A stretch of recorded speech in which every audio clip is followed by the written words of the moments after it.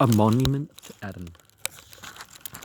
Someone has revealed to the Tribune that I once suggested to Reverend Thomas K. Beecher of Elmira, New York, that we get up a monument to Adam, and that Mr. Beecher favored the project. There is more to it than that. The matter started as a joke, but it came somewhat near to materializing.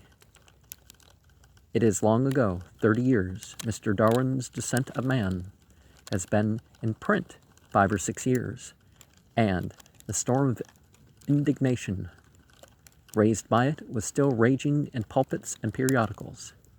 In tracing the genesis of the human race back to its sources, Mr. Darwin left Adam out altogether. We had monkeys and missing links, and plenty of other kinds of ancestors, but no Adam. Jesting with Mr. Beecher and other friends in Elmira, I said there seemed to be a likelihood that the world would discard Adam and accept the monkey, and that in the course of time Adam's very name would be forgotten in the earth. Well, Adam is more of a title than a name, but meaning civilized man. Therefore, this calamity ought to be averted. A monument would accomplish this, and Elmira ought not to waste this honorable opportunity to do Adam a favor and herself a credit. Then the unexpected happened. 2 bankers came forward and took hold of the matter, not for fun, not for sentiment, but because they saw in the monument certain commercial advantages for the town. The project had seemed gently humorous before. It was more than that now, with this stern business gravity injected into it. The bankers discussed the monument with me. We met several times. They proposed an indestructible memorial to cost $25,000, the insane oddity of a monument set up in a village to preserve a name that would outlast the hills and the rocks without any such help, would advertise Elmira to the ends of the earth and draw custom. It would be the only monument on the planet to Adam, and in the matter of interest and impressiveness could never have a rival until somebody should set up a monument to the Milky Way.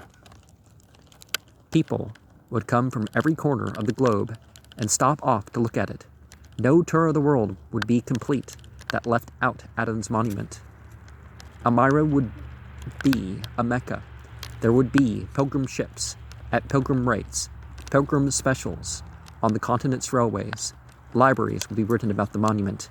Every tourist would kodak it. Models of it would be for sale everywhere in the earth. Its form would become as familiar as the figure of Napoleon. One of the bankers subscribed $5,000, and I think the other one subscribed half as much. But I do not remember with certainty now whether that was the figure or not. We got designs made. Some of them came from Paris. In the beginning, as a detail of the project, when it was as yet a joke, I had framed a humble and beseeching and perfervid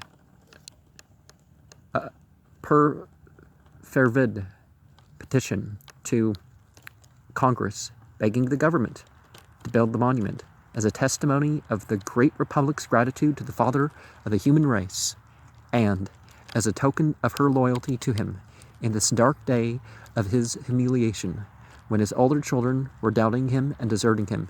It seemed to me that this petition ought to be presented now. It would be widely and feelingly abused and ridiculed and cursed, and would advertise our scheme and make our ground floor stock go off briskly. So I sent it to General Joseph R. Howley, who was then in the House, and he said he would present it, but he did not do it. I think he explained that when he came to read it, he was afraid of it. It was too serious, too gushy, too sentimental. The House might take it for earnest. We ought to have carried out our monumental scheme we could have managed it without any great difficulty, and Elmira would now be the most celebrated town in the universe. Very recently, I began to build a book in which one of the minor characters touches, incidentally, upon a project for a monument to Adam, and now the Tribune has come upon a trace of the forgotten jest of 30 years ago. Apparently, mental telegraphy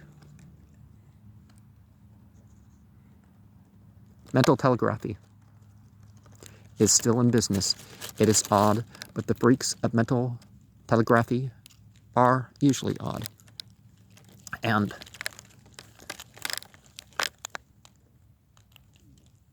there's different types of pilgrimage, right? And perhaps to a secular mind, you can just set up something anywhere and it will have an effect, and it's a competition like that. But in an objective sense, in rituals that regard it and that sort of stuff, even the form changes and it stays the same. Because there's something deeper than emotions and thoughts. There's a spirit that we all connect to.